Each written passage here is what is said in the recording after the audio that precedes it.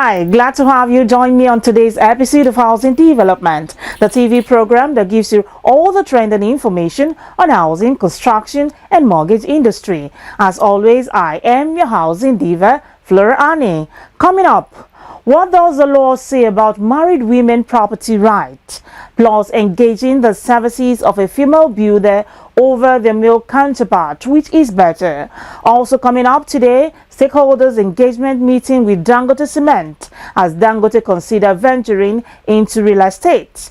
These and more are lined up on the program today. First, let's see the news making rounds in the sector. I'll be back.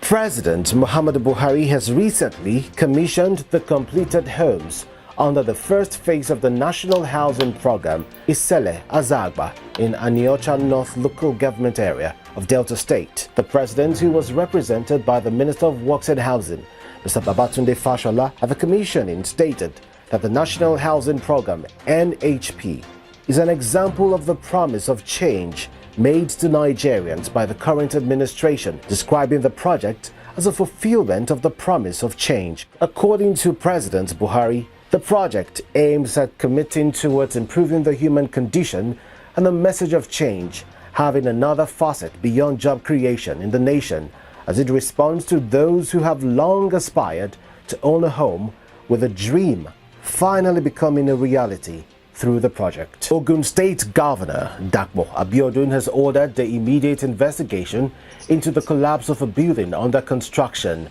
at Ikberu in the Ikene local government area of the state. The call came after the Nigerian Institute of Building attributed the poor enforcement of regulations guiding the construction industry by the government to the incessant building collapse. The collapsed one-story building along Ogere Road in Ikberu, killing 2 people, was said to be an illegal construction.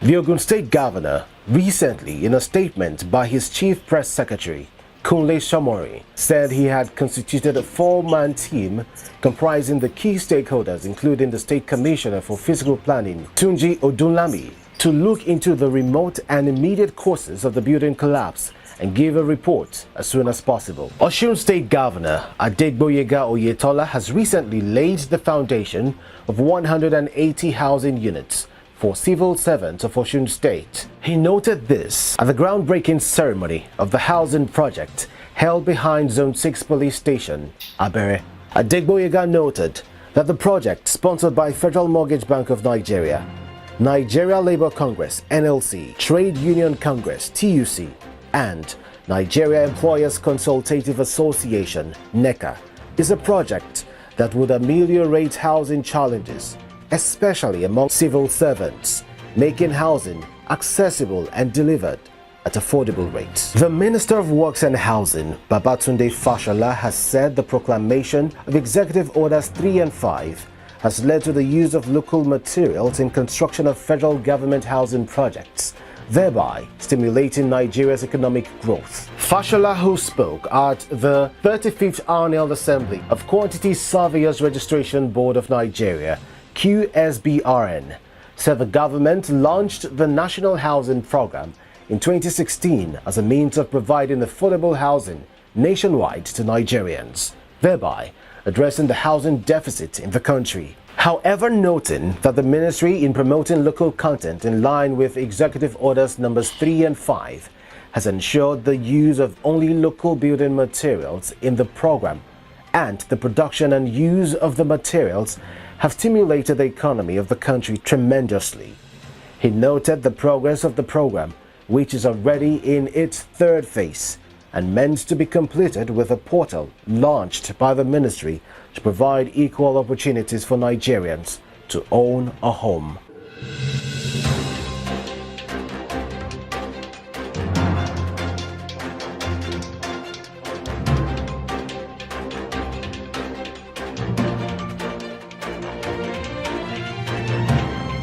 Welcome back. For more housing, finance, and construction news, do well to visit www.africanhousingnews.com.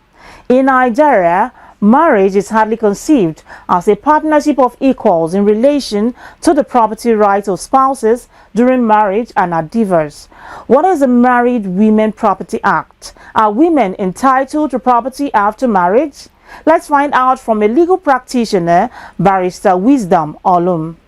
In the late 19th century, when a woman married, she had virtually no right. She was regarded as an addition to the property owned by her husband. She was not equal to him in the eyes of the law and had the same legal status as an innocent person or a criminal. The Married Women's Property Act of 1882 was an act of the Parliament of the United Kingdom which significantly altered English law regarding the property rights of married women, which besides other matters allowed married women to own and control property in their own right. In bringing the application of this law to Nigeria, Barrister Wisdom Olum, an Abuja-based legal practitioner, cites Section 42 of the Nigerian Constitution as saying the rights women have over property is equivalent to that of the men. He says, in accordance with the Married Women Property Act of 1882, if a man decides to divorce a woman who has kids for him, she is entitled to his property for the sake of the children. Under the law, when we are talking of the right women have under the property, the right they have over any property is equivalent. Because a woman is divorced does not mean that the person will not be entitled to property. Even though in the case it's talking of the property built after the marriage.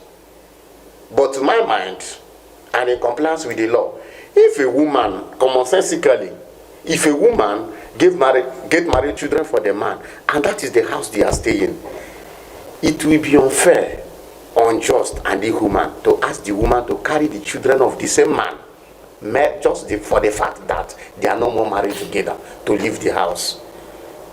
It is against natural justice, and the law frowns at any act that is against natural justice, equity, and good conscience. Further speaking, Barrister Olum says if the marriage is done under the law and the woman has no kids, the property is jointly shared in the case of divorce, and that will be according to the discretion of the court. If, for instance, someone is married to another and the both of them were contributing their money together to build a property, in the solution of the marriage, the property have to be shared based on their contribution, and that will be at the discretion of the courts, the way you convince the court and made your case. Because that is the law. Barrister Wisdom Olum there speaking on the Married Women Property Act. Welcome back. Moving on. The building sector of the construction industry has low women participation, both in the practice and academia. The women professionals represent a huge untapped resource for an industry begging for skilled labor and talented professionals. On Voices on the Streets, let's watch the reactions of some Nigerians on if it is possible to engage the services of a female engineer, female builder, female architect, female painter or plumber over the male counterpart. Watch what they have to say. I prefer a female because one female engineer will always be patient at site and always be there. They don't rush like with man. Man always go many places, but this will normally concentrate on what we are doing. So I've seen qualified women engineers, you understand, inside in the sites that are doing well. Yeah, there are qualified women engineers who read it and still come into the practical aspect of it and are still doing well.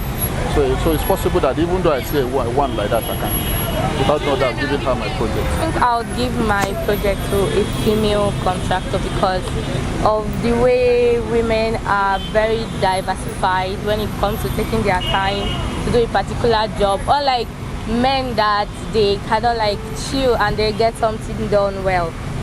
Yeah. If I'm to handle my building contract to any person, I'm going to center it on quality. I'll be able to assess the engineering company or the owner who is spearheading that contract. Whether be him or her a woman or a man, it doesn't matter to me. It is who that can deliver and give me a quality job. I would like to involve a service of a female contractor over my building project, basically because of some reason. But some people might say because I'm a woman, I'm trying to be partial. No, That's not the issue. I'm just being honest and factual. If I'm to hand over my building to a contractor, I prefer a maid contractor. Because a maid contractor knows how to deal with the instruments or the implements that are being used, that is supposed to use to build the house than a female contractor. So, and another thing, the female contractor is more bold and agile, strong, to work to make sure that everything is done. Of course, if the female contractor has the competency, why not? Why not? If she has a competence and the requisite qualification and the experience, of course, she can take it up. To me, sex does not actually determine who I am picking for my building project. I pick professionalism, I pick details, somebody that can provide detailed information to me, and somebody who can understand and work with me in the same space. Who you are in sex does not really matter. The truth is that I don't select sex, but honestly, I don't like dealing with women because of their sense of reasoning. Yeah, there's a level of thing I can hand over women to. Things that have to do with my finance, money, because I get that I should be afraid of spending it. But when it's a serious bill, I don't think I can hand over women to my pain. It's all about the depends on the person. Understand me? It does not mean whether a gender is not the option here. Understand me? It's all about the individual character and the individual what you can do for a person. If me can do, understand me? If you are handy, can do the project. Me, I do the project particularly. My wife can do the project for me. Voices on the street there. A typical Nigerian woman is often seen executing difficult tasks like farming, grinding and other activities on behalf of their male counterparts. If such degree of strength exists in women, then why the bias? As the saying goes, what a man can do, a woman can do better. Let's take a short break. I'll be back.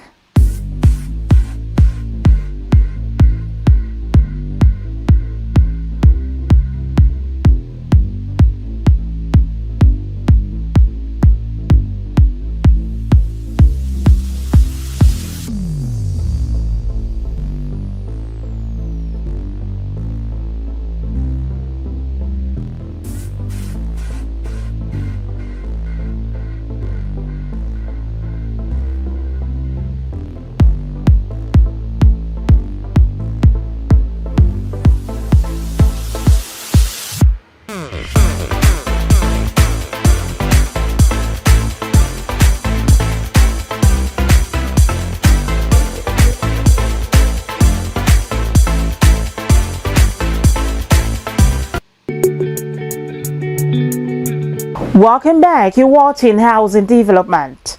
In order to bridge the housing gap in Nigeria and develop more affordable houses, Dangote Cement will be going into the business of real estate soon. This was made known during the stakeholders engagement meeting with Dangote Cement representatives on affordable housing demand and real estate development in Africa, which was held recently. Let's have a look. We know when you are talking about construction, cement play a very, very significant role. And depending on what kind of building you are constructing, cement cost could be up to like 30-40% of the total cost, depending on which kind of building you are looking at. So that means that the cost of cement is very, very significant in the total cost of the construction.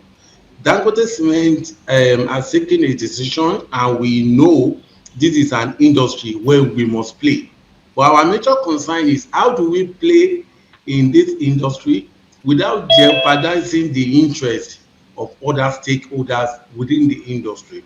So this is one of the reasons why we say, okay, let's have this stakeholder meeting. Let's start bottom up. Let's look at what kind of support we can provide, rather than just say, okay, this is how we want to go. Right now, we provide cement. Quite a number of developers get their cement from us. And we're looking forward to jointly work together to achieve the affordable housing dream that we have as a country. When we look at the gap of the housing deficit, we know that there's need for us to play much more than we're doing to support this laudable goal of achieving housing for all in an affordable way. The support we are looking to give, or partnership that we'll be looking forward to, is to I'll be concentrating on access, because that falls within my purview within the cement company. Access to our cement, availability at the point where we need it, will be something that we will look to partner on, and a little bit more than we're doing currently. The reality on ground for all of us is that in Nigeria, we have a huge demand. If you look at the deficit we already have, and then on the other side also, I looked at the last report by the Rawane Bismarck Group and other indicators that show that real estate sector is among the ones with the highest return on investment for most investors. So already we have a market that is available, and we have a sector that is among the sectors that give the highest return on investment. Therefore, it is the way to go in terms of finding how we shall create employment and how we'll be able to engender inclusive, diagonal socioeconomic growth for our country in such a time as this. Now, Bosun, you asked a very critical question that why you are here is to the kind of support that could be given to ensure that we have higher productivity and turnover and effectiveness in the sector that we operate. We know that beyond the issue of the market, housing and all that, we know the country or not. If you have an interest in the future of this country, we must do some things urgently. One is the rising youthful unemployment is over 40%. Secondly, a population of 220 million people with housing deficit of 22 million, with a population growth rate of 2.6%. If you do not do anything about it, I think find ways to ensure these very energetic youths are employed, all right, and also have houses for themselves. You know the recipe, the recipe for disaster. In a couple of years, these same people who are energetic, they will need to fend for themselves. We know what is happening in the Northeast, banditry and all of that. It can only be worse if you do not do certain things differently. And we know as an operating environment, not only for Dangote, for all companies, if the environment is unsecure, there is very little you can do. So we know that it's in our interest. It's in our interest as individuals and as corporates to ensure this environment remains stable and secure for us to do our business. And also to ensure that the people who buy our cement and buy the houses are engaged. It's only if they are economically engaged, they will have the means to buy houses, to seek for employment and all of that. So it is in our own interest to ensure that this is done. Dangote has the strength to also mobilize government. Dangote is respected by the government as well. So they can mobilize the local government that is sleeping and sharing money at the end of every month without producing anything. They are responsible for primary school education. They can mobilize them to also put a primary school there and so on. This way, the risk will spread around, the tax will spread around, all of us will be happy, service provider will be there, and then when you are going, the infrastructure road and so will be easier to handle by multiple stakeholders instead of encouraging a single institution to take it on. You're watching Housing Development. The Construction Artisans Award, organized by System to celebrate skilled vocational workmanship and encourages participation and interest in vocational work, is set to hold soon. The Chief Operating Officer of System will give details. System is an abbreviation for System Skills Training Empowerment Project, now partnership. Basically what we do is to provide artisanal skills for artisans, skills training, assessment and certification, and also there are basic digital skills for artisans to help them position them better for job placement and assessment. The Construction Artisans Award, CAA, is the what I call the advocacy bit of what we do at System. Is organized by the System in conjunction with many other partners like the MBT, that's the National Board for Technical Education, the Council of Registered Builders, Carbon, and the Nigerian Institute of Building, NIOB, and RIDAN, that's the Real Estate Developers Association of Nigeria. It's an award ceremony and competition basically that enable us to celebrate excellence craftsmanship within the artisans in the country. The first edition of the award started in 2019, to be precise, held in January 2019. The second edition was scheduled for 2020, but of course, because of the global pandemic, we had to move it to 2021 March last year, and this is the third edition happening now, March 30th and 31st at the National Stadium. This year, very interestingly, we'll be having a special guest of honor as the Honorable Ministers for State for Works and Housing, Vida Sambo, who will be at the event as a special guest. We have the Executive Secretary of the National Board for Technical Education, that's MBT, that is the executive body of vocational education in Nigeria. Of course, we have our co-organizers and the Nigerian Institute of Building. The president and his team will be there. We have the Council of Registered Builders. We have the RIDAN team. We have Royal Ceramic. We have a media partner, FISADEP Communications, helping us with everything we've been doing since the inception. As it stands today, we have 7 categories. We have mason, we have tiling, we have plumbing, we have carpentry, iron bending. It's not just an award ceremony. So we have what we call state coordinators. We have the technical committee, who are responsible for the technical aspect of the competition, basically, and to ensure credibility and excellence in what we do. So we have the state competition, after which winners in each trade, 7 trades, moves on to the zonal competition. Welcome back. So glad you're still with me. It was a night of glitz and glamour at the award night of Urban Shelter Limited, an award put together to recognize and celebrate the efforts of their dedicated and outstanding staff. Housing Development Crew was at the award ceremony. Let's have a look. Today is worthy of celebration, and we're also going to use the opportunity of this event to reward those who have been outstanding.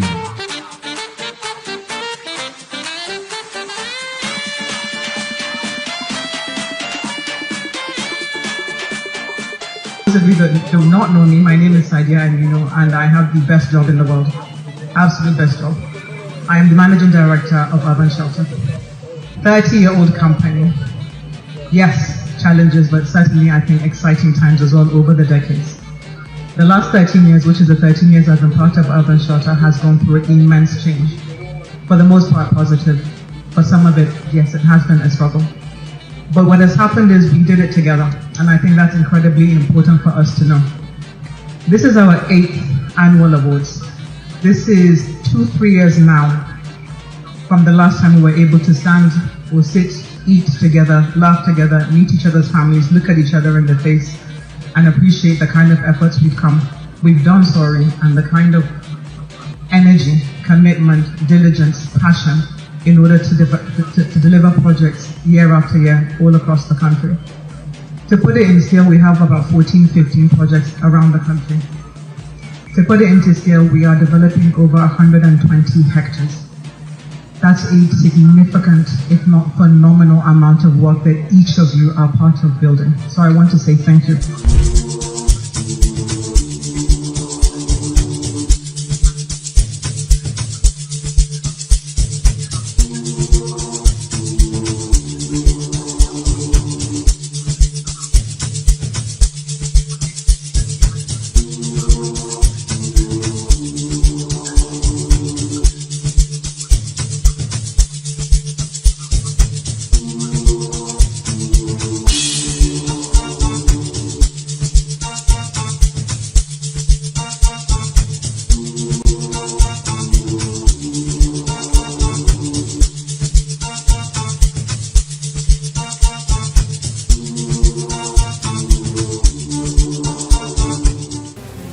What you think, what you wish, what you dream, we can give you home, your office, anywhere. At Urban Shelter Limited, we are committed to your satisfaction in terms of good housing construction, infrastructure, flexible payment plans, and that's not all. We uphold affordability, reliability, quality, and innovation.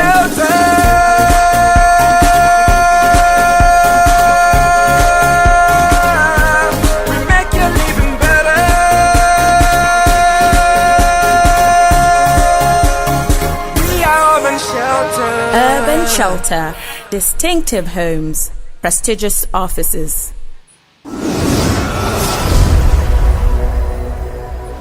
That is the most I can bring on housing development today. Thanks for your time. Always know that there is more to look out for each week on housing development. As always, I remain your housing diva, Fleur Annie. See you soon.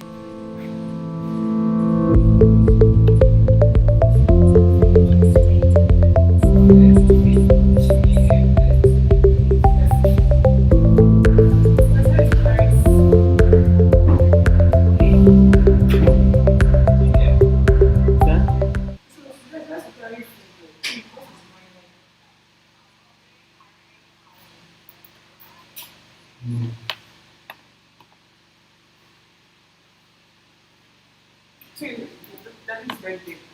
Wow. How old is he? 65. 65.